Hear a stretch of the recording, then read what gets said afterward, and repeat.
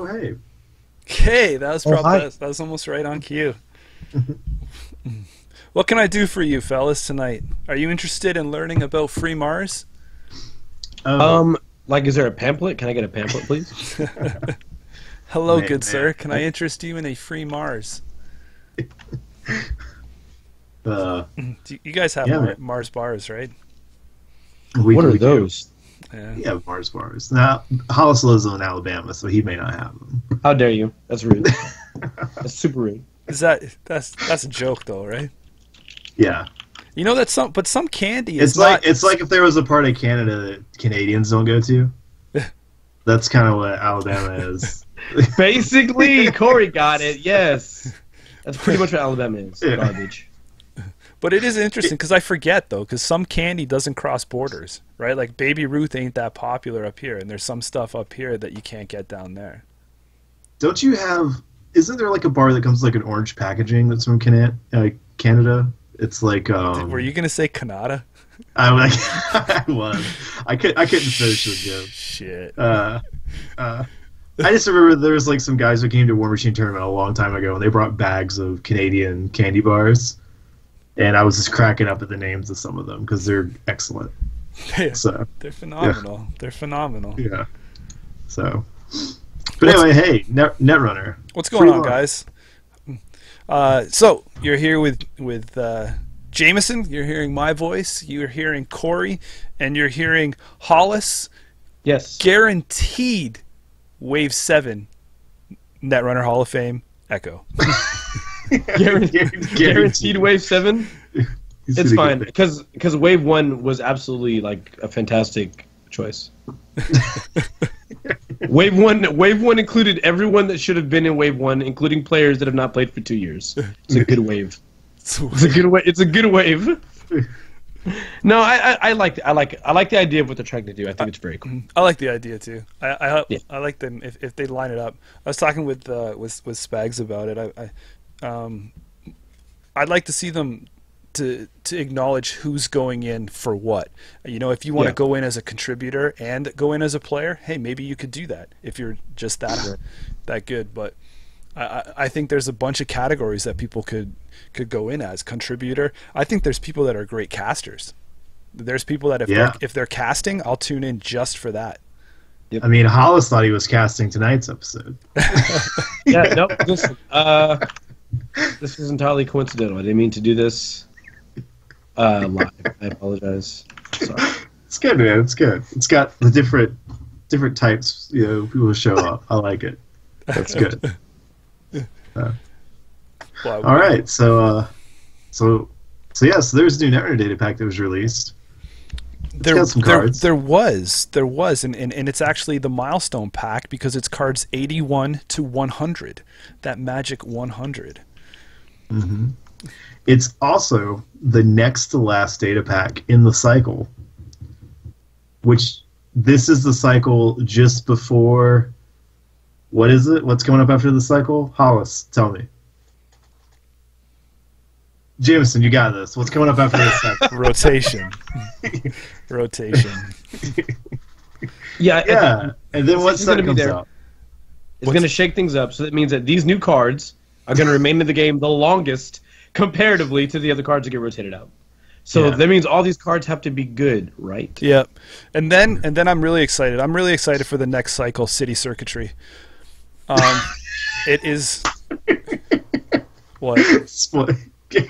Yeah, clutch. Oh shit! I can't edit live, man. Okay, Yeah. we don't edit stuff here. Oh well. If you unhear that, guys, please. So yeah, do you guys have anything else to cap off the top as we move past that leak? Nah, yeah, the leak. Nah, man. I think we're ready to dive into some of these cards. All right, let's free Mars. Yeah. Good luck. All right. So yeah, you want to kick it off? I will say though, I'm glad you guys didn't make some joke about the second to last Netrunner data pack ever. I've seen that posted because of the no announcements. Yeah, that makes sense. I may be one of those guys. Yeah. Yes. Corey, you don't post anywhere. Yeah, it's true. I keep to my local communities most of the time. Oh man, there's no card art for these ones yet. No. Old school. Meh. Okay, so Cool. let's hit the first ones up here. Yeah, So I'm gonna see if card. you ready? Yeah, I'll do it. I'll fire away. So we're gonna start on the Anarch side, moving through the runner portion of the data pack, and we're gonna kick off with a bang with Mars for Martians. So this is a priority event. Cost 0, influence 1. Play only as your first click. Priority. Draw 1 card for each installed clan resource. Gain 1 credit for each tag you have. It costs 0 too. That's all right? Yeah. So obviously, initial impression is this card plays beautifully with counter surveillance. Mm-hmm. They're a match made in heaven together, and it definitely another card that helps to reinforce and build towards the tag me deck archetype. And there'll be another card we'll see a little later that also kind of wants you to play tag me a little bit, and it kind of helps to bring back some other cards that interact other than just like DLR and stuff like that with the tag me aspect of the game, where you're kind of standing out there loading up on tags, giving the middle finger to the corporation, saying, "Hey, I'm here. Come and get me. What are you gonna do?" I'm over here. Yeah. I'm looking. We only have 3 clan types though, right? As far as clan resource cards, Yeah, we got the Mercs, counter surveillance, and clan vengeance. Yeah. All in Anarch. Mm-hmm. So it's not. And that's cool, like with the draw. But what's really good is the gain of credit for each tag, because that partners up really well with like counter surveillance, because then it gives you the money to pay for all the extra accesses off of that card.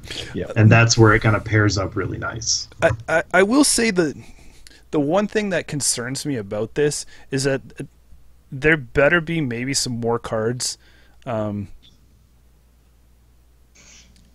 clan type in the last data pack. Because one thing we know for true for this game is that the themes don't really carry over from cycle to cycle too well. So if this whole cycle has gone through, and so far we only have 3 clans, probably not too many clans coming down the road. Right. I'm guessing we might see 1 more in the last pack of the cycle. That might be it. Yeah, I mean, and with everything being Anarch, it's kind of weird, you know. So, I mean, it's probably thematically good, but I mean, did this really need 1 influence? Like, maybe the next clan should be out of faction. Come on. Well, Yeah. There can be some criminal clans, man.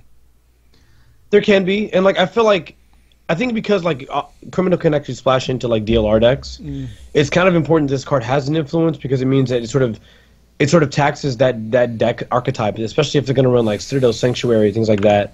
No, I'm thinking right. Like basically, if they're gonna run like Citadel Sanctuary, like to combo with the DLR like concept, you want to make sure they're continually getting taxed for that huge advantage. Because I mean, this card effectively says, if you got all the pieces to it, draw a massive amount of cards, and you generally DLR decks are tag me, so you're also going to gain a ridiculous amount of money in that same like space. The last thing you ever want in the mid game is like where someone has a DLR deck, they maybe have somewhere between the like 6 to 10 credit range, where they already have dominance, and then you basically play a card like this where it says, hey, why don't you draw 4 cards and gain 8 credits? That's pretty massive. Like, that means that you up that advantage. And even with the defensive cards that your opponent can play, the psychographics, the all-seeing eyes, the fact remains is this card still remains very good. Mm-hmm. Still very good. Yep. It's good. If it was me, I'd put this card actually in good.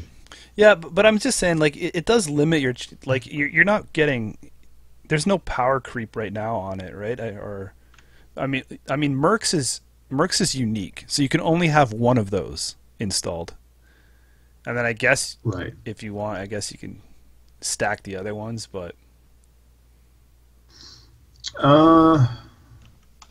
yeah, I mean, it's probably only going to do. I feel like most of the time it may do the card draw off the mercs, maybe a clan vengeance, but the main reason why you're playing is for the money gain. yeah, that's true. Yeah, I guess they tried to take two ideas and smush it into one card here.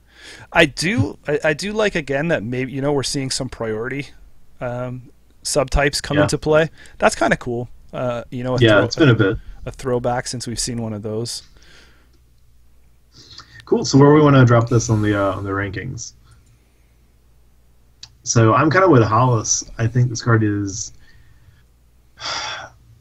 well, it's so it's good because of how nice of a pairing it has with counter surveillance. In a particular archetype? Yeah, in that deck. I don't know how great this card is outside of that combo. Yeah, I don't think it's versatile that it's going to be something that is going to show up everywhere. Mm-hmm. So, I mean, I'm inclined to put it probably towards above average because I think, like, in that pairing, it's real strong. But it's true. I think, you know, it has to be in the deck that's built to take advantage of it. Yeah. It's not going to be something that, like, every Anarch deck's going to play. Yep. At least I don't feel that way. No. Was there any adjustments that you guys needed to make, or you guys thought we needed to make from looking at some of our other stuff here? Nothing immediately comes to mind, but as we're plotting stuff, if we see something that we want to shift, well, I'll say something. I do think what Alice is doing, I mean, some very strong Alice builds out that are really making use of her ability and some of the other Anarch abilities. I'm still inclined to push Ma higher. Higher than above average? Well, no, maybe higher in the rankings of above gotcha. average. Maybe. Well, if it's not unanimous across the board, then I can't just do it. Hollis didn't seem too enthused by that suggestion. Hollis and enthusiasm do not go together. Yeah. Yeah, no, I'm a wait them all. I'm gonna wait just a minute. Yeah. All right, here, man. For now. You got God of War. Cool. All right, you ready? Yeah. Yep. Well, I'm not. You're too fast. Hold on. Okay, God of War. Program Icebreaker. AI virus. Install 4. Memory 1. Strength 0. Influence 3. When your turn begins, you may take one tag to place 2 virus counters on God of War. Spend a hosted virus counter. Break an ice subroutine. For 2 credits, you get +1 strength. And the noise boys go crazy. I mean, again, so you want a way to tag yourself. There's another way to tag yourself. Plus, that's tagging yourself into an AI breaker. That's pretty cool. I know Hollis is a huge fan of any card that costs 2 credits to increase strength. How do you? No, false. Never. I would never support it. Ever. But I thought he's a fan of 4-cost viruses. Yeah, it's his favorite. But spending the virus counter to break a subroutine is pretty good. So you just got to pay to get to the strength. You know what? So I'll talk about from a design perspective. I really like this. I wish we had seen stuff like this.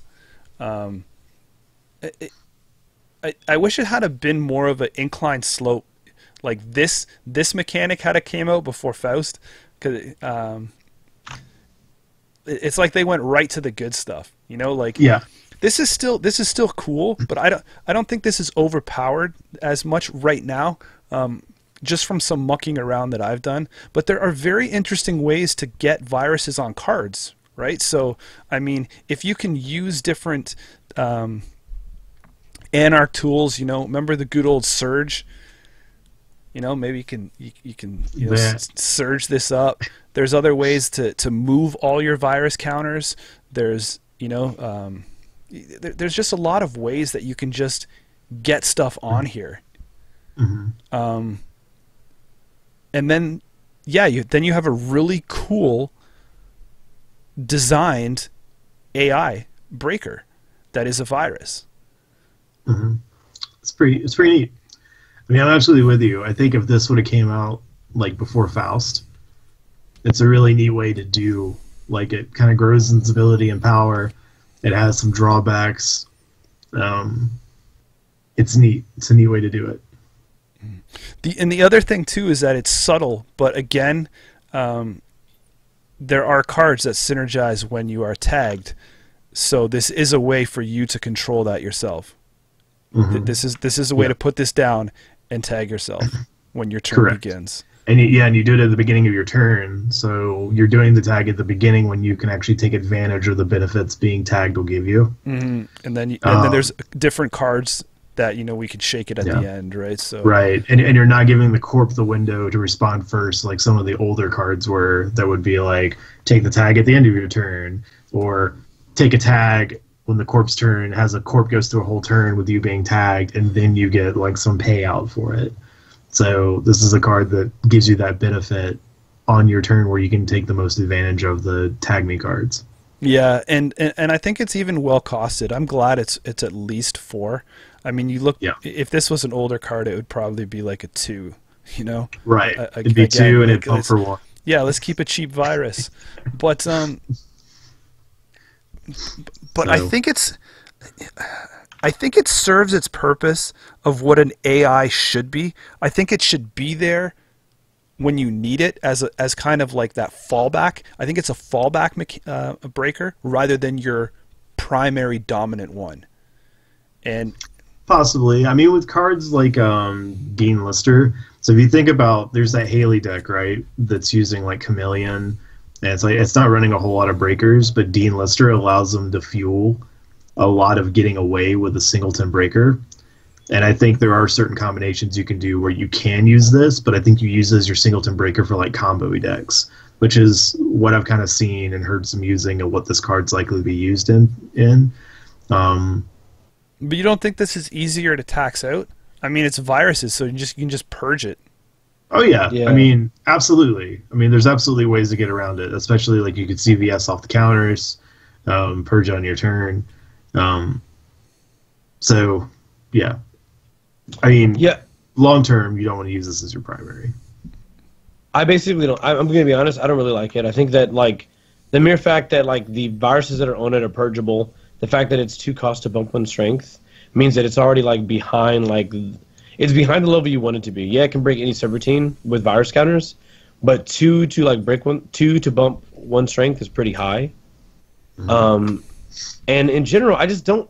Like, here's the thing. Like, if you're going to play this, think about the things you have to consider. You have to already be, like, adopting some sort of tag me strategy because you have to tag yourself to get the virus counters. And then your opponent's going to get to purge those virus counters. So you're taking a tag for your opponent to get to be able to, like, purge it. And then you're going to pay money to, like, not have a super efficient breaker. If you want it to be super efficient, other cards are required, like Dean Lister, to make the card worth playing. I guess what I'm trying to understand is, what's the incentive between playing, like, if you're in Anarch alone, right? What's the incentive from playing, like, the fixies plus like some other combination of cards alongside those fixies versus playing the fixies in God of War? Because I don't think you can rely on just this God of War like breaker to break anything. Yeah, prove us wrong, but I'm inclined to agree with yeah, I think you're just playing this if you're trying to use it as another tag me tool. Yeah. I think if your deck concept is lying around loading up on tags or going tag me, then this is a card that's played because it's another enabler for that deck type. Yeah. But like I said, I really think it's just a fallback. I mean, have it in your 4 slot. It's one MU, which fits perfectly with Anarch. So just to have it on the board, throw some viruses on it, and you know what? Maybe if you do some tricks, you can do one of those forced purges and get like a free turn too, right? So. If the corp gets too worried with you sitting with something on there. So I think when used properly, it's you know what it's like? I'll tell you, it's like the hardware people will slap my hands at this, but you know the square-headed screwdriver? Everybody needs one in their toolbox, but it's not really used that often. You know what I'm saying? Yeah. Yeah. I gotcha. Yeah, everyone goes with the star and the flathead. Come on. Right. So you got it's a tool. If you need it, it's there, and if it's going to work in your deck style. But I mean, I think it's below average for what it is. I don't know, man. I mean, I'm on the below average bad category. And you know where I sit. To me, it's definitely bad. Yeah. I just never see this card being included above anything else that exists. That includes Faust and the fixed breakers. Like, I feel like you will almost 9 times out of 10 choose those options compared to this card. So, would it be at the top of bad? Oh, you guys, or the bottom of below average. One of them. Well, yeah. Both you guys say bad, so I'll put it there. But to appease my below average, I'll just put it at the top. Yeah. All right. Hit me with the next one. We're gonna catch a lot of flack for that, but I don't care. Leave no trace. I'm sure there's people that are like, God of War, man, those games. Anyway, leave no trace. Event run cost 2, influence 3, and this is a criminal card now. So we only had 2 anarch cards. We're on the criminal. So event run costs 2, influence 3. Make a run. When the run ends, derez all ice that was rezzed during this run.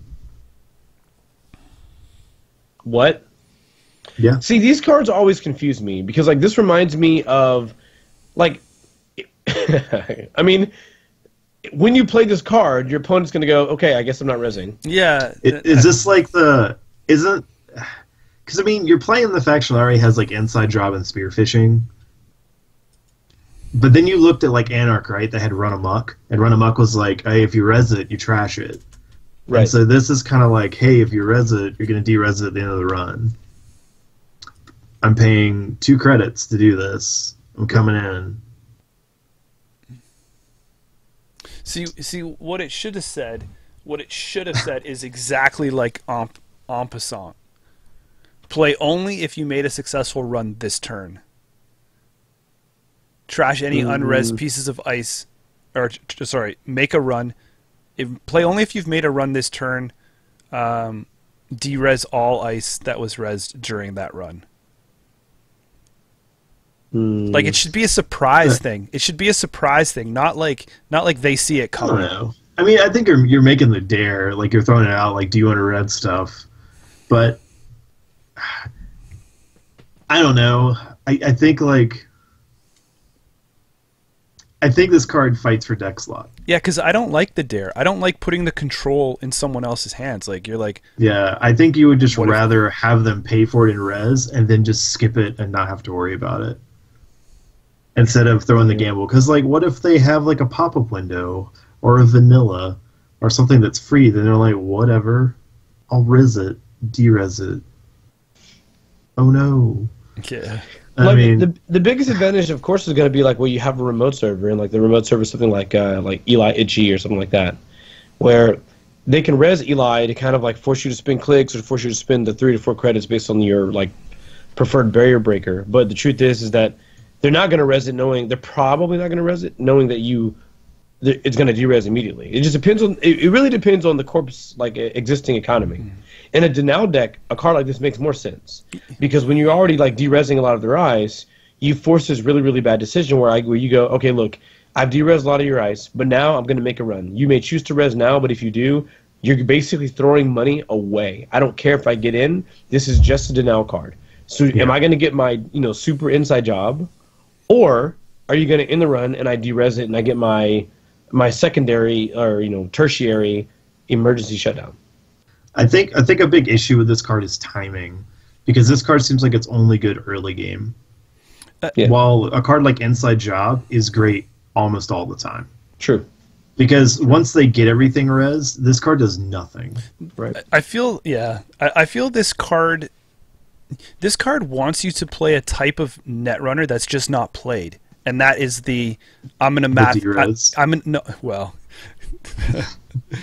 I was giving that one the free pass, but I'm going to say that it wants you to play this game of mathing everything out, where it's like Hollis hinted on, the denial style. Like, this is the perfect optimal time to play this because now if I do this, they can either res it this turn, they can res it, and they can't get it back up if I de-res it, or you know, it's the gamble against my economy versus your economy. If you can afford to make, you know, if those plays. But if the guy's like rolling in money and he's just like, I'll just res it again, you know, then you have dead draws for this card. If you know, if you're playing asset spam and stuff like that, then this is, you know, dead draws.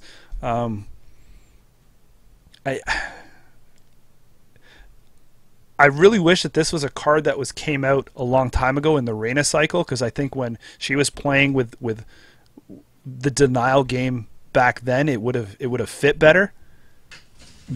But I don't think it sees a home in this day and age in this gameplay. Right. So where would you put it on the ranking or the category? I'm gonna have to say below average right now. And the only thing that's keeping it afloat in the below average is because the flavor text has Guru. And when the hell is Guru going to come out? Oh, damn it. I didn't know it said Guru on it. I'm putting card under bad. Because we have the card Spearfishing and Inside Job to compare to it, and it doesn't do any of those better. I feel like if you really want to do denial, there's better options. You can account siphon, you can just straight up emergency shutdown. I feel like this, while trying the combo, someone mentioned this in chat, it's pretty much exclusively only better when there's multiple ice on the server. In which case, not even... What? Yeah. And in chat, again, like Wesley Holland, you know, says that it's basically looking to replace emergency shutdown, Crescentis style stuff when rotation hits. I think when that happens, you can reevaluate this. But if you have those tools already now, I think that style is better because, you know, Crescentis, it's on the board. This is an event that is either you're holding in your hand, and you have to play it. Like Crescentis, you do your thing, and it's an after effect. But yeah. I mean, it's 3, and I only see it maybe going into Anarch style shit, the shits and giggles that they mess around with. Yeah. So I would vote this in. I'm gonna give this one below average. Yeah. But I want it to be at the bottom because this is borderline bad for me too. Okay. I couldn't do 2 in a row. I'm not ruthless like Hollis is. Man, I will rate every card bad if necessary. Yeah. Not fair. Okay, go to the Guru Crow. Yeah. That's okay, this is a card. This is a good one. All right, Rip Deal. Gotta find it. This is one to take note of. So criminal. This is a key. Criminal. Event run costs 3. Influence 1. Make a run on HQ. If successful, when you would access any number of cards from HQ, you may instead add that many cards from your heap to your grip, then remove Rip Deal from the game instead of trashing it. Interesting. HQ, Recursion, and Criminal. So this seems pretty cool, right?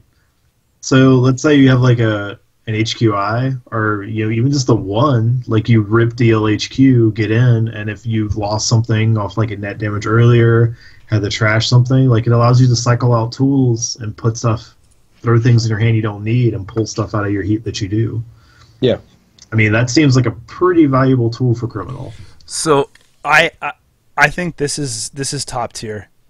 This is this is to me this is hands down great. The 1 influence, it's going to be used out of, like, this is very, very cheap recursion. This is recursion, like you said at the beginning, in criminal.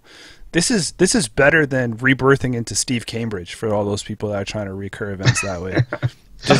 just knock a shitload of these things in your deck and you're good to go. Mm-hmm. So I'm a big fan. I mean, I think I'm with you. I think this card is immediately like great. I'm on the great train. Yeah. Is it better than Mobius? Yes. Whoa, we have a new champion. Hollis, you got anything to say about it, or are you just concurring there? I mean, Or Jason already dropped it on the grade. Or just for the sake of argument, are you going to tell us it's good?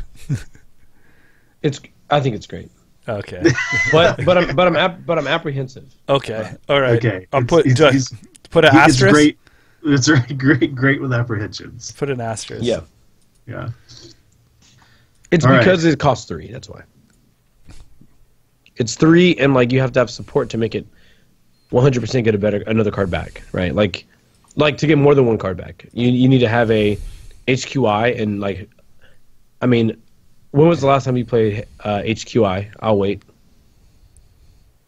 I'm sorry. You were asking me the last time I played Criminal? Wow. So, Nobody plays HQI. Nobody plays that card. They play Network, Legwork. Excuse me. Everybody plays Legwork. Yeah, but maybe they have a couple months to really Rochambeau this together, man. Maybe. yeah. Maybe. The cool thing with it too, though, is you're still doing a run and you're still doing a successful run, so you can get all your triggers and stuff. Yeah. So, I mean, there's some neat things you can synergize with it to also get other effects to trigger while you're doing it. Plus, you're getting recursion on top of it. I like it. Flashbang. Next card. Let's do it. Or maybe you're not playing that HQI because you're just splashing the Atom Directive, like a sneaky. There you go, man. Yeah. I mean, Adam could run this, right? Yeah, man. At 1, Adam loves this. 1 influence. Yeah, fantastic. He's already seeing 2 cards anyway. He's recurring like a boss. All right.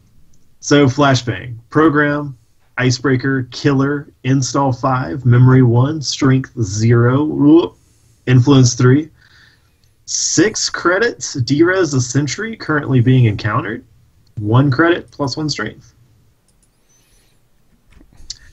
So to get this out, you're paying 5. Yes. Strength is 0. Yes. It's like we're already in Birdbreaker land. And then you have to get up to strength of the sentry.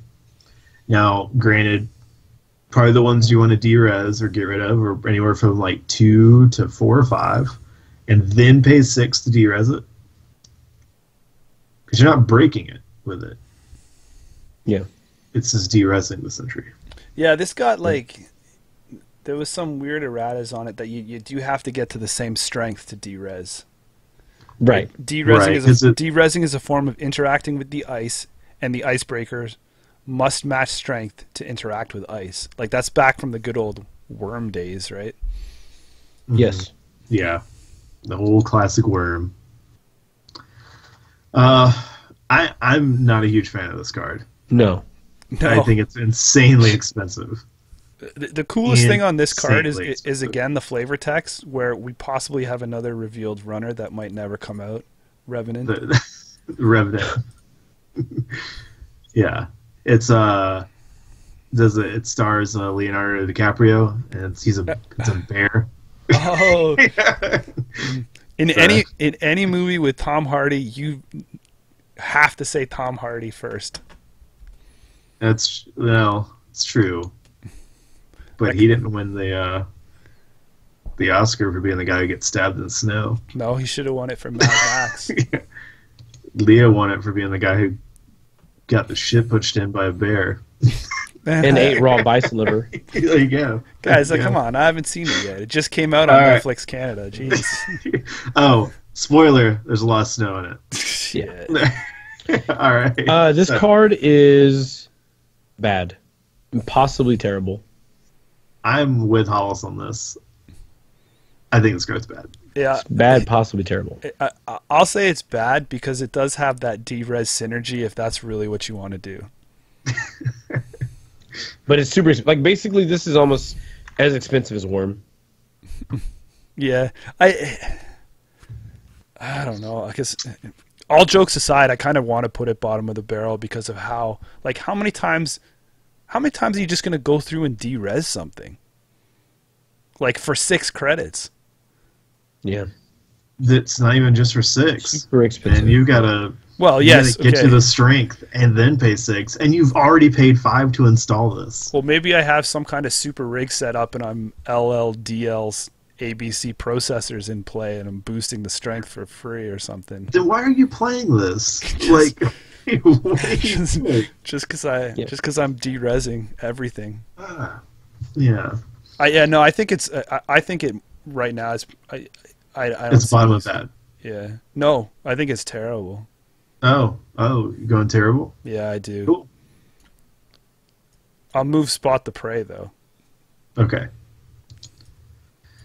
All right, I was going to jump ahead. So we're moving into Shaper territory. Lean and Mean. This is an event run, cost 2, influence 1. Make a run. If you have 3 or fewer programs installed, all icebreakers have +2 strength during this run. Got it. So, okay. So effectively, right? You're banking and you're investing those 2 credits. If you have breakers that pump for 1, you've really just prepaid this on one of your breakers. So if you are not going through stuff where you're getting the credit benefit on a second breaker, you didn't really gain anything. Now in prepaid style decks, this seems super legit because you didn't pay anything. You just fire it off, you're making the run, and then you're getting the benefit on your breakers.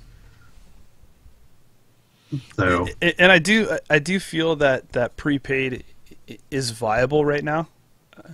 So I do feel like this is I do feel like this is a good card. This is a good early boost if someone tries to catch you with something. So it's to me it's on the positive side is what I'm trying to say. I don't mean good is just going to slot in the good. I think that it could sit high above average to even in the good. I don't know if I'm quite that high on the card. I feel like it may have a problem with deck slots, and that's always my concern. But for a cost of 2 and for 1 influence, that's pretty versatile. I feel like it's in the faction that all of their utility comes from programs, not hardware, not resources, not like events or whatever. Like it's in the faction where you're going to play your Sentry Breaker, your Koge Breaker, your Barrier Breaker, and then on top of that, you're going to play your Paresia, your Misdirection, your Collective Consciousness. Like, and but your self-modifying codes. Like, you're going to play all... CC2 with God of War.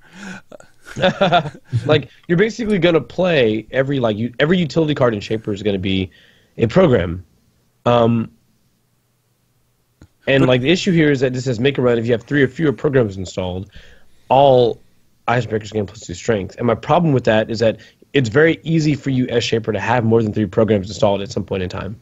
So not only is that condition easy to meet because of the combination of if you have Astrolabe and you have like a secondary card you want to go search for. So you have like your 2 ice or 3 icebreakers and an SMC installed or any combination thereof, or 1 Paresia installed, this card doesn't do anything. You could just run like injection attack. Yeah, right. Or Dean Lister. Yeah, Dean Lister. Like any other combination of cards that are going to basically boost the strength of the breakers that you have in play. And what makes it so bad is I'm trying to figure out exactly what this card is meant to do. Like, for example, is it meant to help in Versificator deck, where you have just the Koge Breaker? Right, maybe like the kit decks that are only running 1 or 2 programs. Like, it's probably good for her. It's 1 influence. I think this is painted. I think this is painted green as a balance issue. I think that's why it's painted green with one influence. I mean that's true, because if you found it, maybe I don't know, like Fixed Breaker. Yeah, you get the splashed in, like that could be kind of obnoxious. Right. Because it does. You are saying all icebreakers during the run. Mm-hmm. But yeah. I would say bad. I don't think it's bad. I'm in the below average camp. All right. No, I thought that for its versatility and its influence style, like, to me, like I said, I was on the positive side of the scale, but I mean, both you guys are that far negative. I mean, below average is fine with me. We respect that. We respect your willingness to compromise. Well, I put it at the top of below average, though. Okay. Whoop. Okay. All right. I'll keep on trucking. We're almost through half of this here. Maven. Oh, and program. and just What? maybe just for Scott. There it is. Okay. I just see his thing in the chat. Bow. It's underneath, buddy. No. Program ice. Okay, wait a minute. There we go. Maven. Program icebreaker AI. Install 5. Memory 2. Strength 0. Influence 3. Maven has +1 strength for each installed program. Yo, so this card basically doesn't work with lean to mean. Got it. Yeah.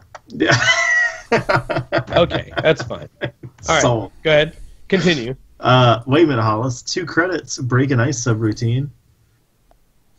So this is an AI breaker that has no way of pumping itself. It only gets strength for each installed program. So it's strength 1 because it counts itself. And it's 2 credits to break a subroutine. But you have to get to the programs. But by Hollis's explanation on why he doesn't like lean and mean, Shaper should have a lot of programs out.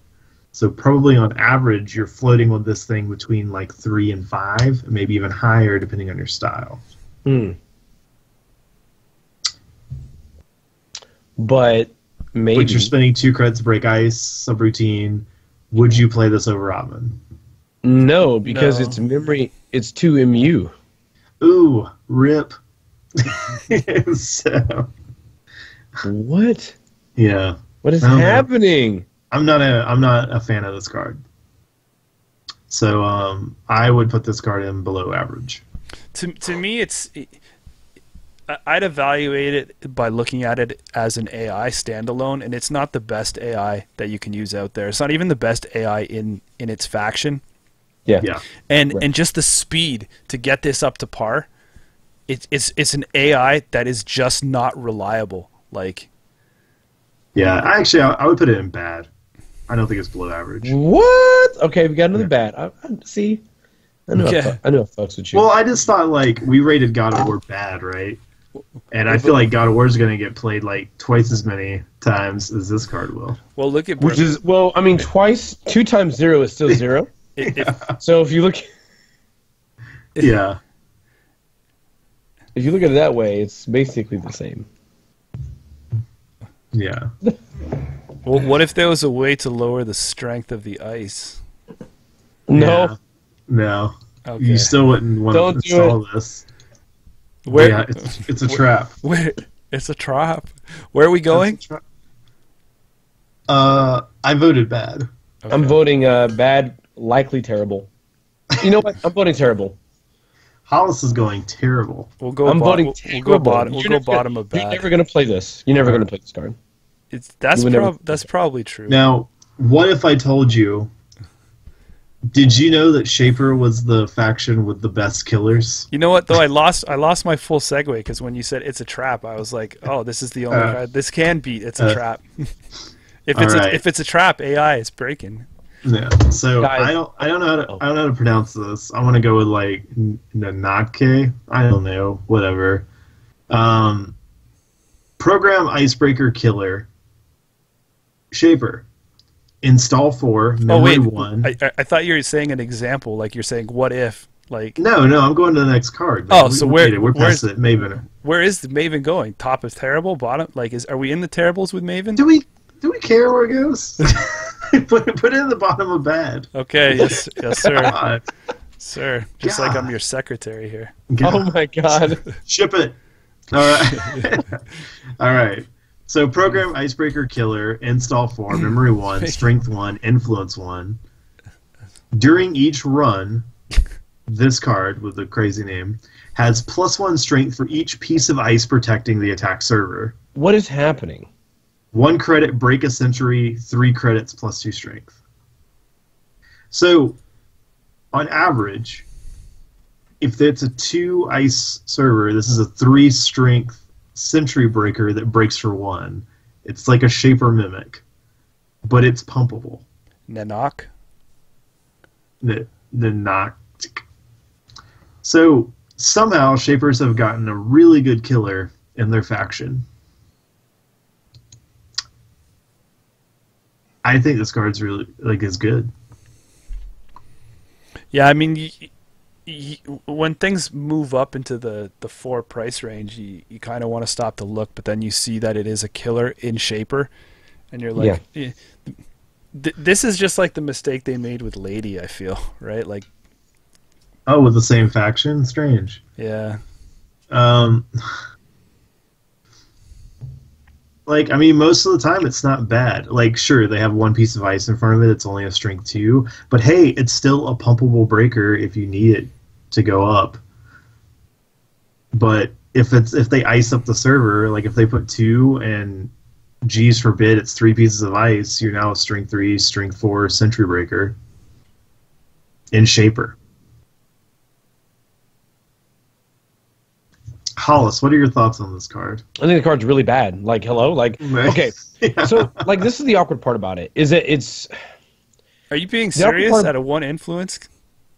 Well, okay, so my issue with the card, actually, is that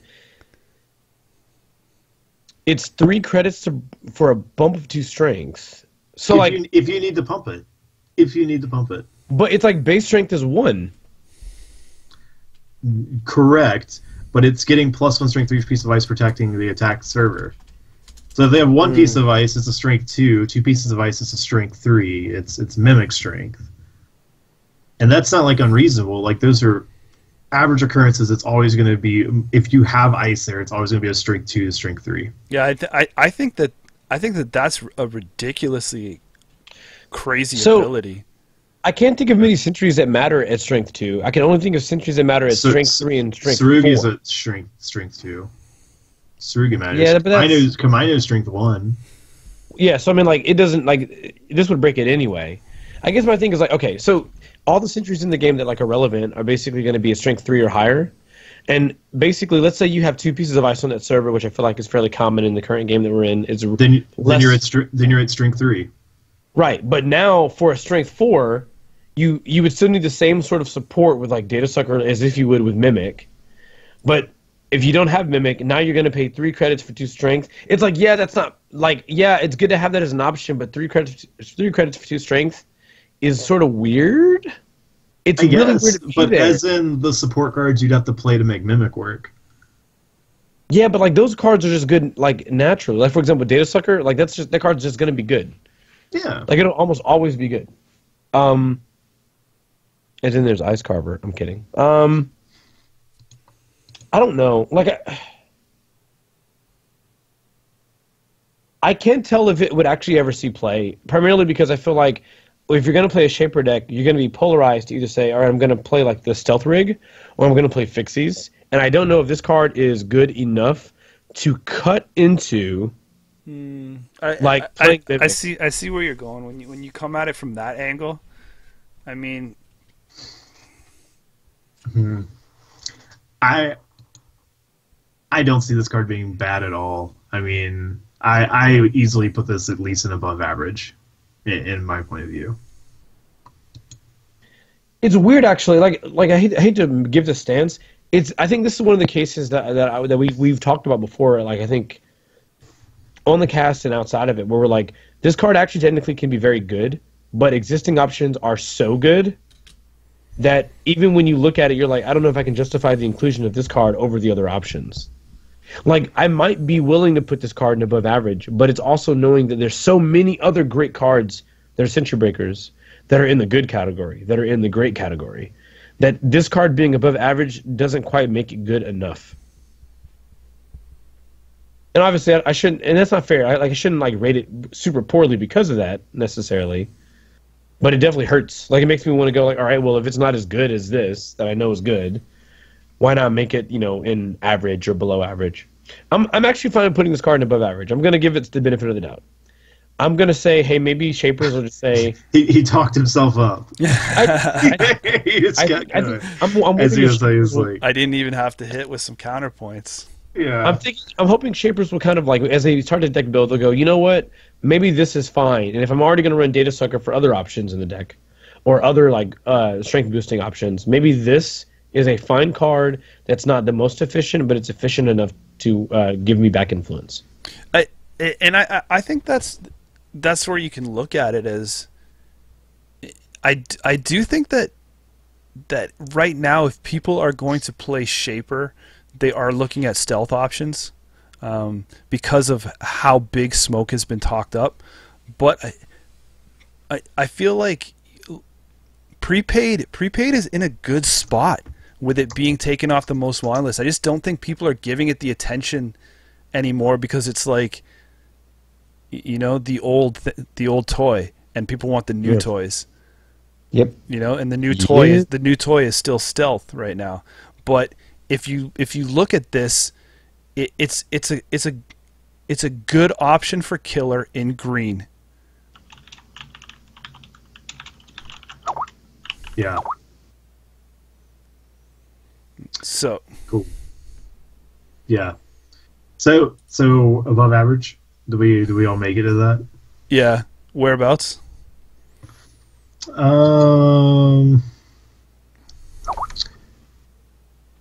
Probably bottom. I don't know about bottom, but I'd probably I'd put it just below Maw, so almost to the bottom. Okay, hit the next one. Okay.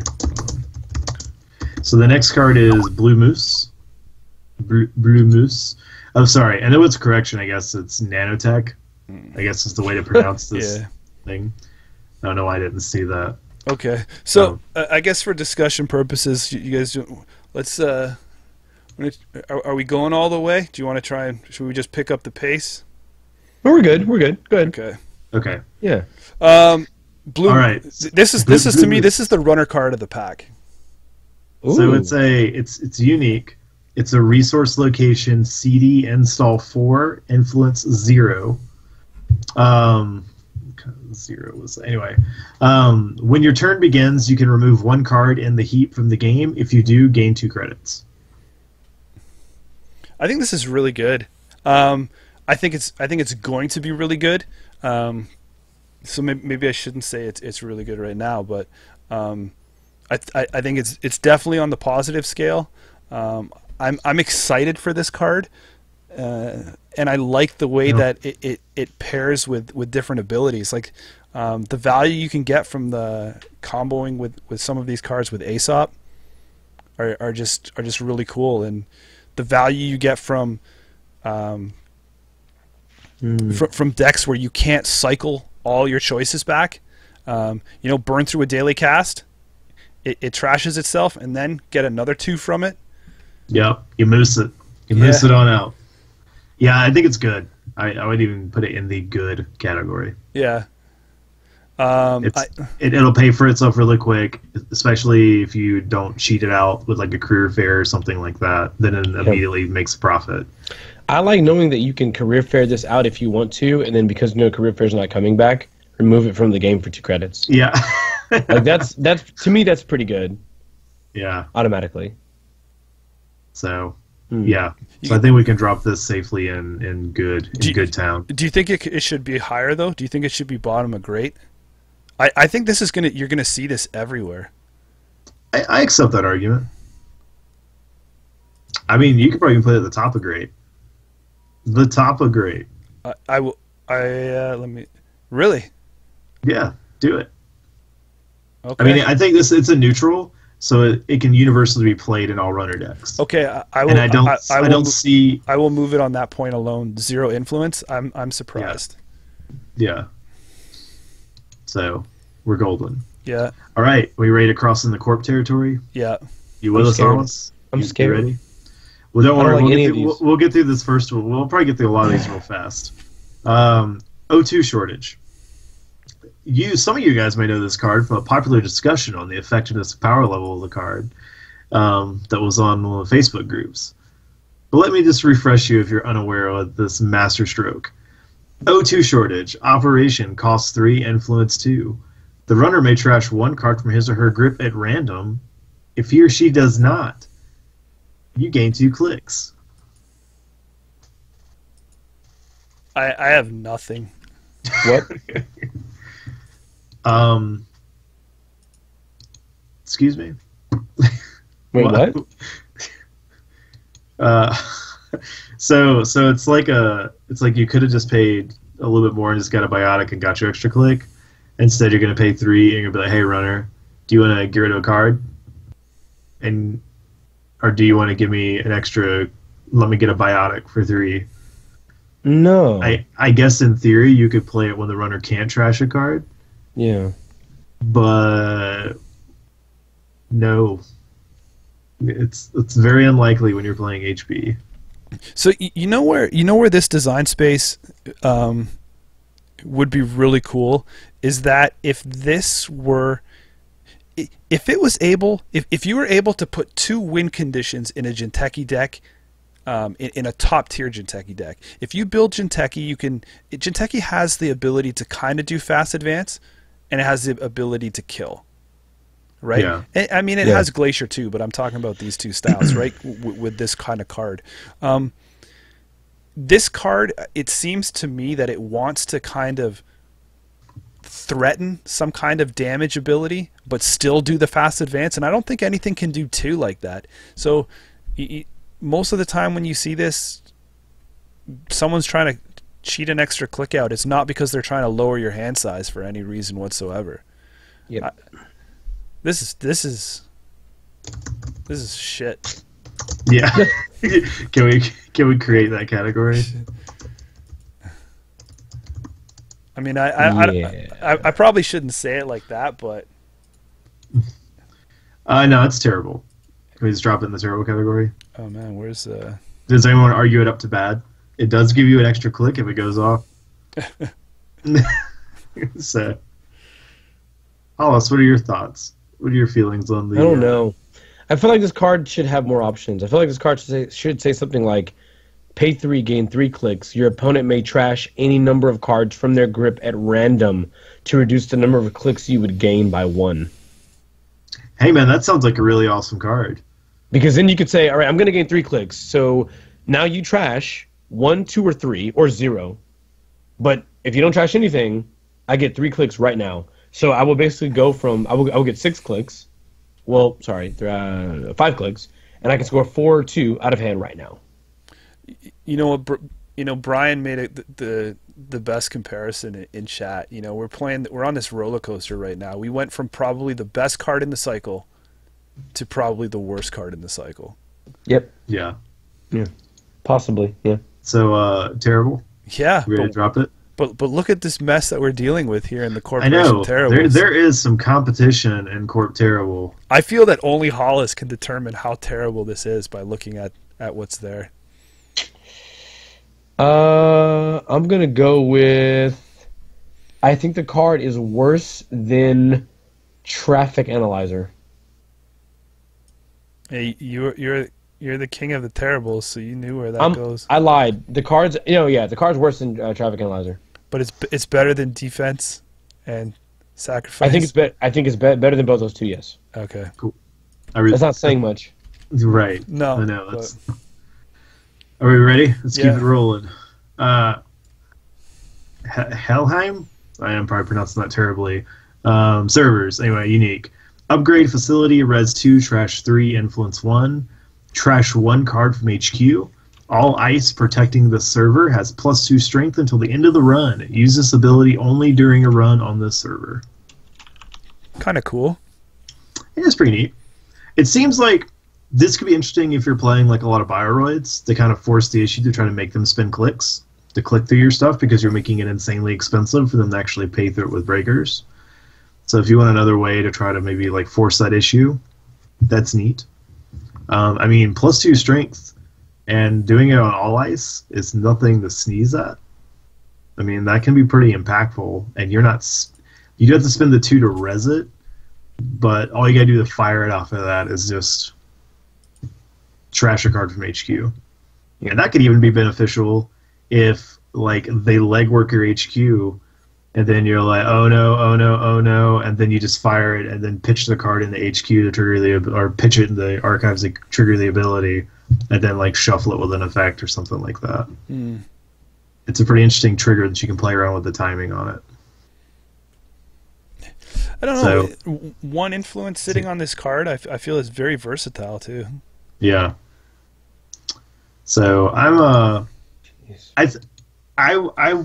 think this card probably should sit in average, but I'm leaning for it to be better than that. I think with it being one influence, it could get played out, but I don't know if it will. I want it to be. Like I want it to be more on the positive side, but I think you're right. I have no counterpoint to anything you said. Yeah, Hollis hates ice, so he's gonna dislike this card. I don't know. I kind of feel like the res cost and trash costs are pretty appropriate, and it's also one influence to splash anywhere. I can see this being used even in Wayland. Yeah, where they have ice that's like advanceable. And they always flood HQ, so why not throw those agendas out? I mean, you might as well. I don't know. Like, you might as well throw the government takeover away. Shuffle it back for Jackson. I don't know. I'm going to put this in average only because I think that being at one influence gives us a lot of options. Yeah. I feel like someone's going to make a deck. We're inside of average. I kind of feel like it's below Ag Infusion. I think that's probably fair. Okay. Because I feel like it's better than all those other cards on there. Yeah. Hit the next one. All right. Oh, I'm hitting it. Get ready. Strap in. Yeah. Get ready for your mandatory seed replacement. So, agenda security. So weird. Advance 4, score 2. When you score mandatory seed replacement, rearrange. Why you got to emphasize that? I just do, man. They're changing the turf on the ball.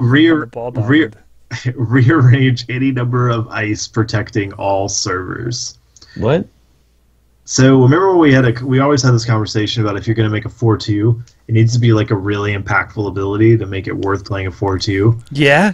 And when you're playing in a faction where you have a 4/2 that I don't know gives you a counter that you can spend and end the run. Yeah. You need to make a really good 4/2 in faction to make a corp not want to play with that card. Right. Spoiler, this is not that card. Oh my god, the build-up to fail. Yeah. Yeah. Unfortunately, it's not. Like, rearranging ice actually can be, I think it can be something that's beneficial. But the problem is that once your opponent has all the breakers out, pretty much what you're doing is you're looking at their breaker suite and you're saying, all right, let me isolate what's the most expensive options for you, and then rearrange that ice so that the most expensive option is on the server you're more likely to win at. Well, here's the problem. I have to score an agenda to do this. Yeah. And it's not an efficient agenda to score. And not only that, but I don't even know if it'll make a difference. They took our seed. Wow. You are overdue for your seed upgrade, and all growth from out-of-date seed is to be confiscated and destroyed. They took our seed. They took our seed. All right, anyway. Bad. This card's bad. It could be terrible, but I feel like it's bad. I mean, at 4/2s, like you said, okay, so you got the division, right? Yeah. And then I would rather play with... I'd rather try and make medical breakthrough work. Yeah, I mean, oh yeah, sorry, you also have medical breakthrough. Of course, how could I forget? Because it played so much. Yeah. So Hollis, where does it's this bad? One? It's bad. Probably are we going bottom of? Or does it have some? Does it have some saving grace in there?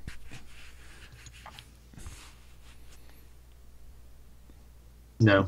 Let's drop it on the bottom. Let's drop it on the bottom. All right, let's go. We're going to go through some bad red cards. All right, Water Monopoly. Agenda, Initiative, Advance 3, Score 1. The install cost of each non-virtual resource is increased by 1. Still don't have pictures. So you already have a current that you can play that will impact all resources. Why do you want to try to target specific resources by scoring a 3-1. Bro, listen. This could be a 2-1. Yeah, it could be, because then you could actually get out early game and it can have an impact. Yeah, like this could be a 2-1, and this would actually be interesting. Like, I score this out of hand. All your non-virtual resources are increased by 1. Like, yeah, and then stack it, right?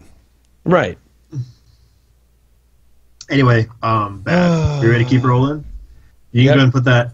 You can put that just above the 4-2 on bad. I was going to. Like we pan those really quickly, but they're not good at all. Yeah. All right, Metamorph, still in red cards. I apologize. Ice, Codegate, Observer, Res 3, Strength 4, Influence 3. Okay, we're working. Okay, you ready for your cool ability you get with Strength 4? I'm ready. Swap 2 other installed pieces of ice or 2 of your installed non-ice cards. I'm sorry, what? Oh, I'm sorry. The subroutine. I'll repeat it. Swap 2 other installed pieces of ice or 2 of your installed non-ice cards. Throw this card out. You can swap them. Throw it out. You should just swap this card for another card. Throw this out. What? Are you serious? Oh, that's what it says. Anyway, we can also chalk this up in the bad category. We're burning through these. I'm sorry, but yeah, what is happening? I'm real sad because Jinteki got like no love in this pack. Yeah, it was just. But you know what? We're done. We're done with the red cards. It's got to be above those agendas, right? Yeah, I put it above the agendas. Is it better than Owl? Yes. Yeah. I'd say it's better than Owl. Yeah, put it above Owl. That's about as far as we should go. We ready? Yeah. Okay. So we're on the MBN cards. Hey, everyone get excited. MBN's usually good. What do you got for me? Yeah. Well, we got the data loop. Ice Barrier, Res 7, Strength 4, Influence 2. When the runner encounters data loop, he or she must add 2 cards from his or her grip to the top of the stack. 2 subroutines, in the run if the runner is tagged, and in the run.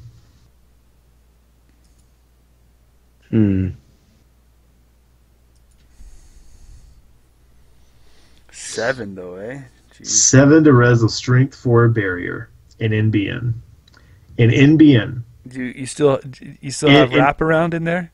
And yeah, you still have wraparound. Jeez. And you also have resistor. Oh yeah. But you know what NBN players have been talking about? Man, I really need a Strength 4 Barrier in this deck. It's really holding things back. Yeah. Granted, the effect where they have to add 2 cards from their grip to the top of their stack, sure, that's pretty neat because it's an encounter. It's going to fire.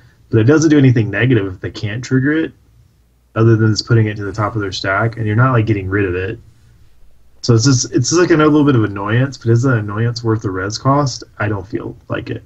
And if they're not even tagged, you're paying 7 to res a 1 subroutine Strength 4 Barrier. But you know what though? I mean, positive points for the encounter ability for sure. That's true. I mean, if they keep hitting it, like of course if it's on like your central place they have to continuously run, that ability adds up and gets super obnoxious real quick. Yeah, I mean, I think that's where this is winning too. I mean, okay, then my next thought is play out of faction. Influence 2, sure. Sure. I guess. I don't know. There's a lot of barriers out there. So, I don't know. I don't think this is bad, but it feels either like high below average or average to me. I just don't know. And maybe I'm just not seeing like the deck that plays this. Yeah. I mean, because they have data ward, right? Right. Now this is interesting. Now I hold still on. use Hunter I'm thinking. Hold on. So bring it. Hold on. Brainstorming. So maybe Jinteki plays with this. Because it'll take two cards out of their hand and put it on top of their deck. So if you put this like an R&D on Jinteki, now we're working with something. Okay, I see this. So okay. that's where I was leading you. I was fishing you that way when I'm asking you if you were playing out of faction. I mean, because Jinteki also, they have high cost barriers, as well, but they also have ways to now pay for that stuff, right? Yeah. So they're not as broke as they used to be. So I like this in Jinteki.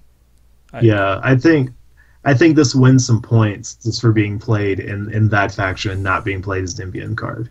Because that's an interesting way to get cards out of the right. And it'll also stall them to keep them from running multiple times and digging because they can't keep paying those cards.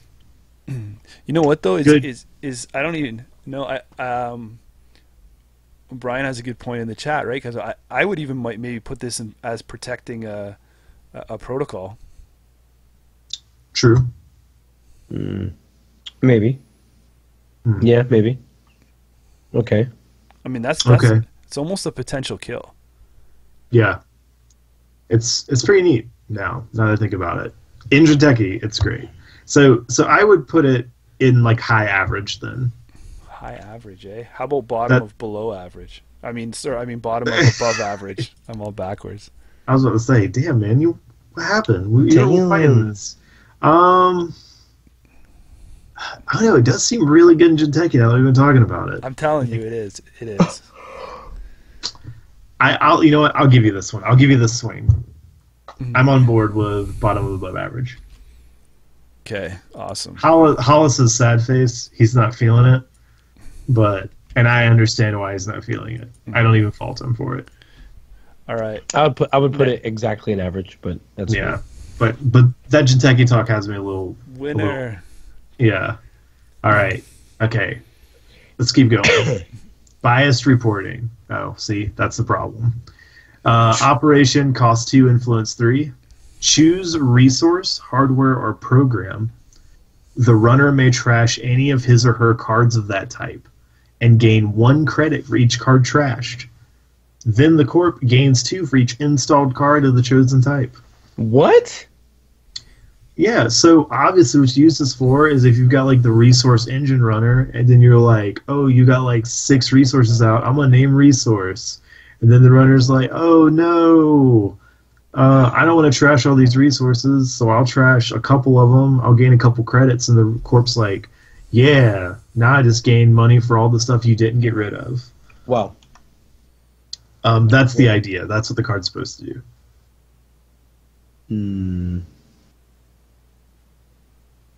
I mean, it's interesting.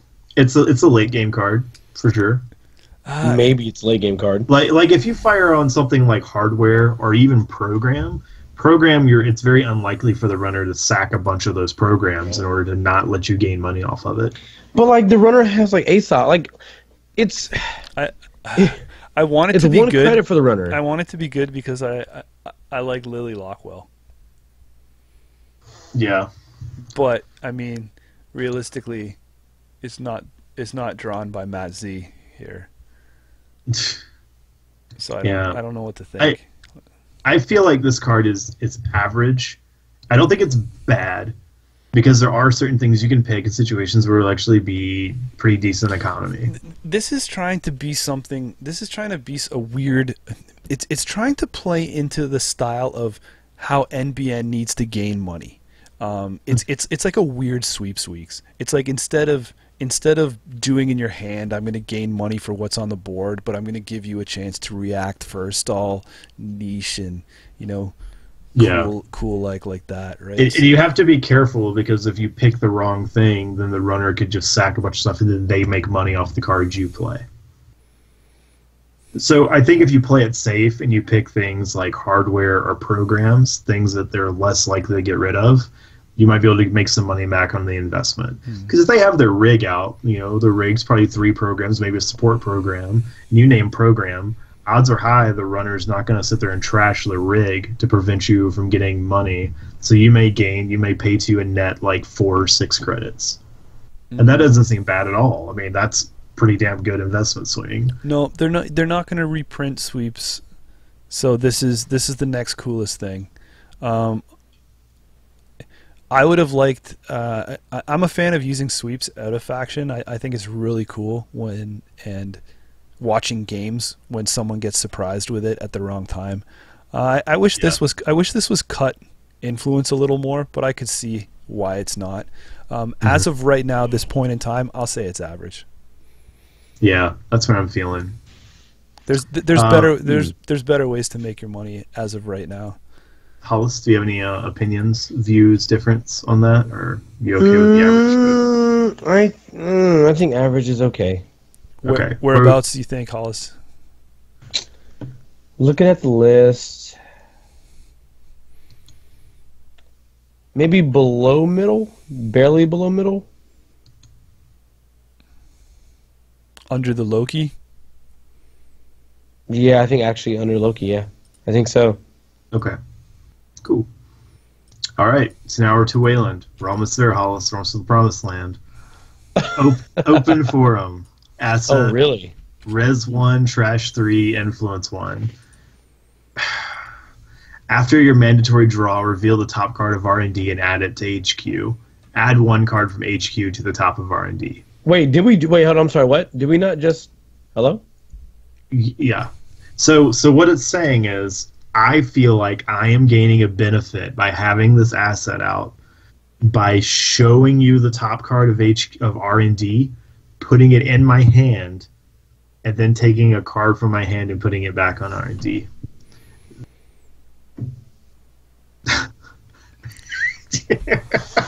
I don't understand. What? Why? This is like some weird, like from the stuff that we've seen. Don't you feel like this should have fallen in line in Jinteki? Yeah, but they already gave Jinteki so many bad cards this pack. No, but they changed the color at the last minute. Yeah, but I'm just saying, like, Jinteki usually has these weird, like, take a card, put it in, and then put a card back. You know, like. Yeah. Like, is it this watch this hand and can't see what this hand's doing? Because of the Wayland curse, like how they just like the agenda flood at the worst times. This seems like already you want to try to play it off as best as possible. Why would you play a card that's just like immediately teasing the runner even more? Like, oh look, an agenda. Ooh, let me put it in my hand, and what am I going to put back? Probably one of these other 4 agendas that's in my hand. So run wherever you want now, because I've told you. I don't know. I don't like this card. I don't like this card at all. No. So my problem is the wording. After your mandatory draw, reveal the top card. If it had said May in there, I think it would have been a lot. I think it would have been a lot better, because then. Yeah. Then you have the option. Oh, if I need to do some kind of weird switcheroo, I can. But because it's forcing me to every turn, I mean, I don't like it. I mean, I play Find the Truth in Adam, and I've seen what you can do with just seeing knowledge up there, right? Like, and then you like a corp's going to volunteer all that information to you. They're going to play an asset, install, and pay to res it to volunteer the information to you. Terrible card. Yeah. I vote terrible. Yeah. Hollis, man. There's a lot of bad cards. Hollis, tell us where, Mr. T, where in that column does it go? Where in terrible? Yeah. Where in terrible does it go? Above sacrificial something. Above defense contract. I know that. Defense contract. It's not one of the worst cards in the game. Okay, so then go back to O2 shortage. It's man. So is this card worse than O2? Worse than O2 shortage? Yes, because the card gets revealed. If it's an agenda, it's like hello. Okay, so I just tuck it right under there. All right. But hey, let's keep moving. Good spot. So bad. Let's go into Tithonium. I'll go with that. Please. Ice Barrier, Destroyer, Res 9, Strength 5, Influence 2. You may forfeit an agenda to Res Tithonium instead of paying its res cost. Okay. Tithonium cannot host cards. 3 subs, trash a program, trash a resource, and end the run. Wow. So you can't parasite this guy. It's not happening to him because you're not hosting anything on the old Tith. Positive. I think this is great. I mean, sorry, I need to be careful about throwing those clues around, but I think it's really good. I think it's good. I think it's a good piece of ice. I think it's really good as well. Like, really good. So you get in a situation where you can effectively res it for free, and in certain decks like Jemison, it gives you a way to fire the ability. Yes. Because you can fire it to res this. And it's an impactful piece of ice. And it's an impactful piece of ice that can't just be killed right off with like an insta play parasite. This card is yeah. And I mean, so it is a barrier. So if you look at situations like paperclip, so a paperclip will cost what, like 4, maybe, to get through it. Am I doing that math right? It might be 5, but I think 4 is right. You know, but is this card great, Corey? Well, so it's a low strength barrier, so it's something that the runner's already going to try to be prepared for when they're playing against Wayland. But out of faction, think about that. That's so crazy. But you're probably not going to use the agenda like spend as much as you are. Yeah, but you don't need to. I mean, you can pay it, but compared to other bigger strength barriers, right? 9 for 5 and 3 subs. While decent, it's so expensive. Yeah. For me, okay, break it down. You know why? Because for me, I guess in my deck building styles, if you guys seen my stuff, I don't follow the conventional. This is the build for this faction. This is the build for this ID. I like using when I play the Jinteki ones. I like those 2 zeros. I like the cheaper like ones, like 2 1s, weird things like that are gonna pop up. And if you have a faction like that where you're using those, pushing yourself to use a different agenda composition, and also let's not forget that once a card has entered into your agenda score area, it is classified as an agenda that can then be forfeited. So there's there's other things that you can do, right, to get cards over there. Yeah. So cool. I mean, I like it. I would put it at least in good. I mean, I think it's a card that will get played. Okay, well, I'm putting it I'll put it at the top of good then for sure. Is that okay, Hollis? Are you okay with that rating? Unless you're going to tell me it's great, because then I'll move it to great. Is Hollis going to change it upwards? My issue is that it's another Wayland barrier. It's another Wayland barrier, 3 subs. But it, like, to be the most efficient possible, is asking you to score an agenda and forfeit it. I don't know yet. It's a work in progress. All right. So I'm gonna trust you guys, but my opinion is a work in progress for this card. I respect that. Yeah. It's like an agenda could be only worth 6, but it's different. Hollis, that was a great transparency initiative, which happens to be our next card. It's getting late, man. Sorry. Wow. Transparency initiative. Operation cost 0, influence 4. Turn an agenda face up and install transparency initiative on that agenda as a hosted condition counter with the text, host agenda gains public. Whenever you advance host agenda, gain 1 credit. What? So you could turn another agenda into like a half-assed Oaktown. Why would I ever use that? So if I don't know, you won't. I don't think so. Would it be cool, Corey? Just hear me out for this. Humor me. Would it be cool? I know it's really off the chain influence-wise. But would it be cool in Jinteki? Yeah, I mean, yeah. If you could do that to like an Obokata, would you turn a fetal? Would you turn a fetal? Would you turn a public? You would just be like, I'm just going to advance this fetal And Or would it yes, be a waste because people would just be like, well, I just drop and then run it. Well, the There you problem go. is, right? So it's like it's a 3.5, right? Yeah. And so you would have to install, play this. You could only get one advancement, so you can't even score it the next turn because you have to spend a click to play this card, to put the counter on it, to then gain money off of it. So If there was a it's- card that did damage per advancement token, so it's real clunky. Like it's not.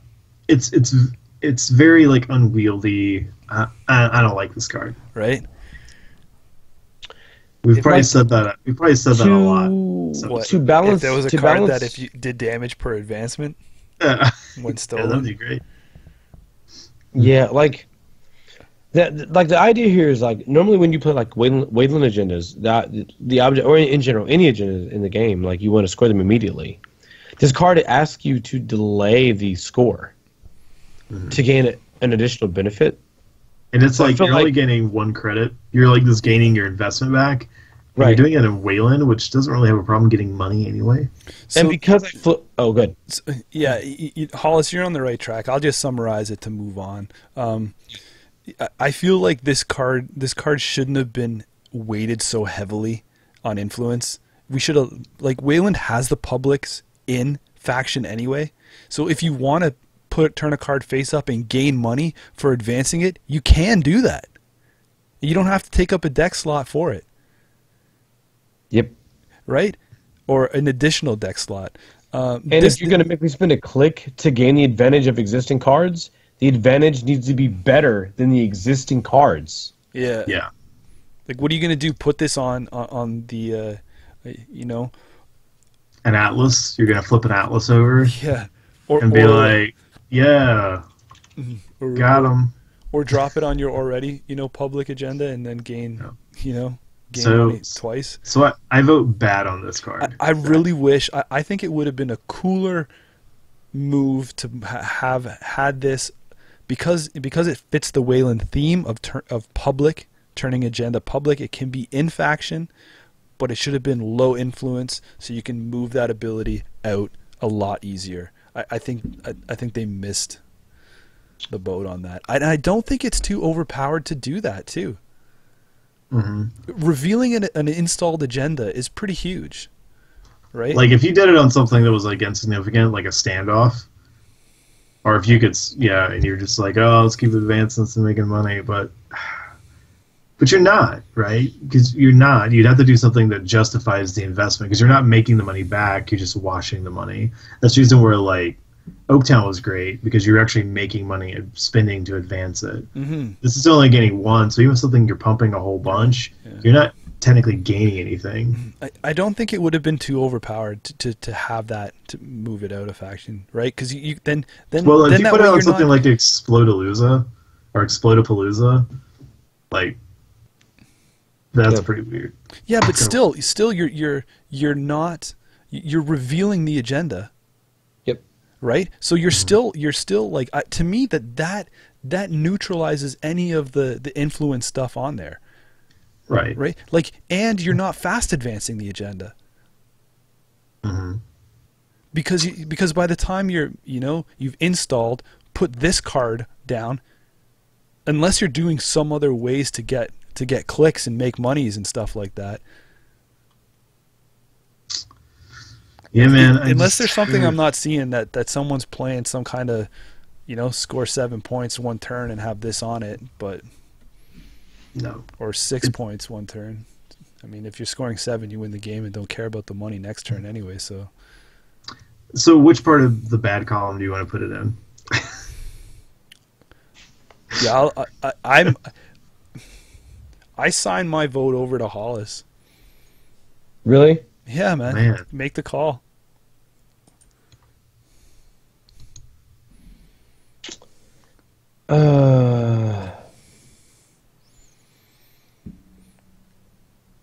I think the card's bad. Mm-hmm. Right, but where? I think it's where in bad. bed? Where? In bad, How bad? let me the list. Maybe even bottom. Okay. Okay. Yeah, All right, guys. maybe We even made bottom. it. We're on the last card of the pack. It is Rover Algorithm. Operation costs 2, influence 0. Install rover algorithm on a res piece of ice as a hosted condition counter with the text. Host ice has +1 strength for each power counter on rover algorithm. Whenever the runner passes host ice, place 1 power counter on rover algorithm. So you can pretty much give like Quicksand's ability to any piece of ice for 2 credits. Interesting. Don't know. I feel like it'll be a struggle for deck slot card, but it's interesting ability. And I don't know.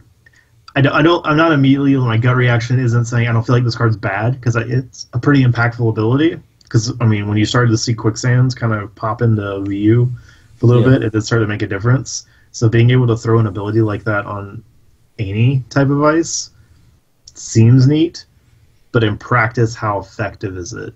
Something I feel like it's going to kind of need to be seen.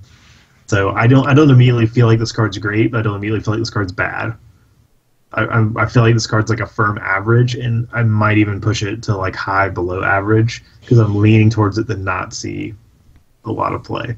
But that ability does matter. I mean, Quicksand. I feel the same way too. I feel that Quicksand was a cool design card that just didn't start out good enough with its stat wise. So adding its ability as a as a continuation of what the normal strength is starting at. Yeah, I think cool. Someone in chat just posted you could play this on Quicksand. Yeah, you could, which is hilarious. So, yeah. But granted, I'm like you. Quicksand was on Encounter, and this is on Pass. Am I correct on that, or are they both on Pass? I thought it's important to note is usually the checker of things. It is important to note that this doesn't get the counter until they pass the ice. So you want to make sure you put it on something that they're going to want to pay through to get through. When encounters, place 1 power counter. Yeah. So see, Quicksand will trigger on encounter, and then when they pay to pass it, they would get a counter. That's adorable. But it is where there is a difference between the Quicksand ability.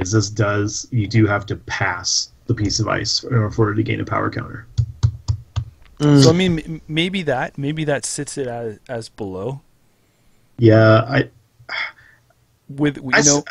I still feel like bottom of average is probably the right, but that's one that we might flex. Well, I think just because of it, just because it happens because after of the pass ability. Yeah, that's true. I could see below average. I'll defer to Hollis on this one. Oh my god! Well, maybe not do that. He's going to tank this card super hard. Yeah, I would say the top. My placement is the top of below average. It's like, sorry, Hollis, we know you're going to bottom this card. Yeah, like this card goes to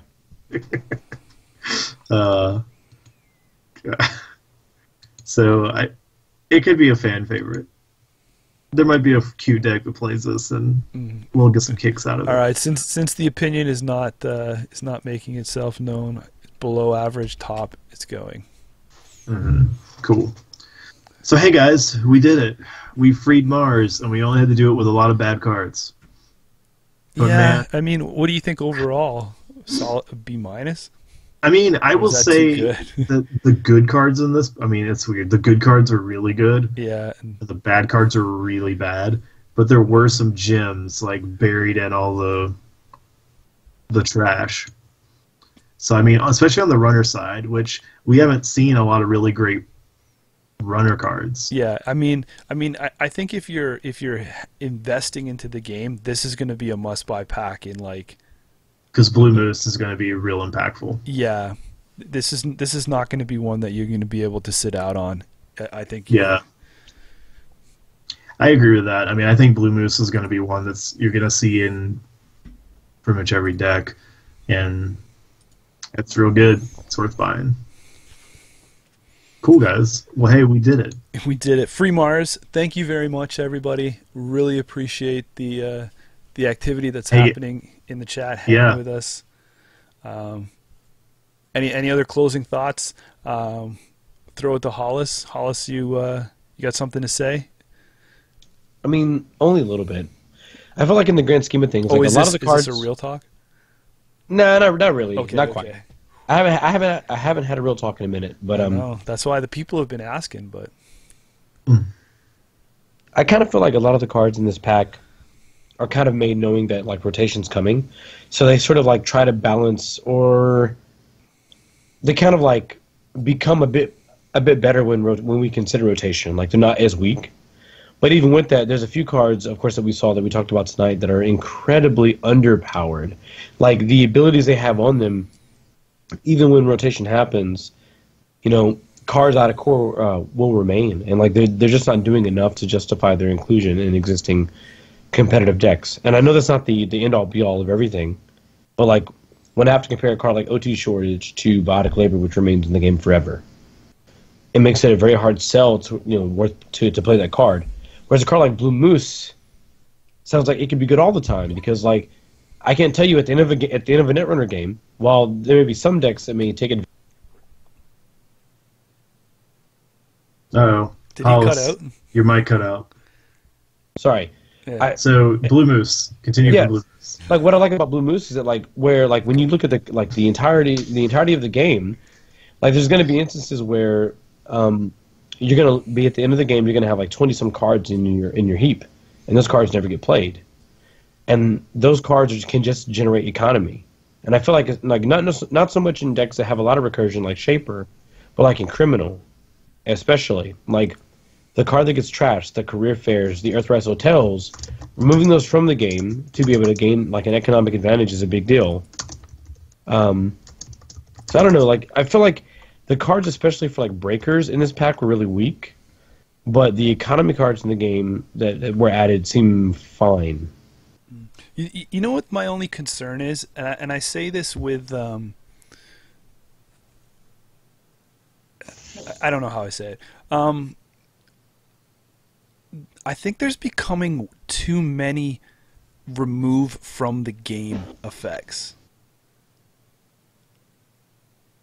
And I don't know. I always think back to sitting with Stephen Woolley having beers and thinking like, how do you sit here and play a game with me and put your cards on the table and then you remove a card from this game? You know, and at first I was like, and he had I really wish like that it was recorded or someone could read it, but that guy's game theory and how his mind works is pretty genius on this stuff, and it was really interesting. And at first I didn't think it all that anything. I was just like, oh yeah, you know, very interesting ideas, very interesting concept. But at the time, I think there was only one card where it was like, remove it from the game. And I believe it was the Levy, right? That was our very first one. So he didn't like the fact that that's how it recurred.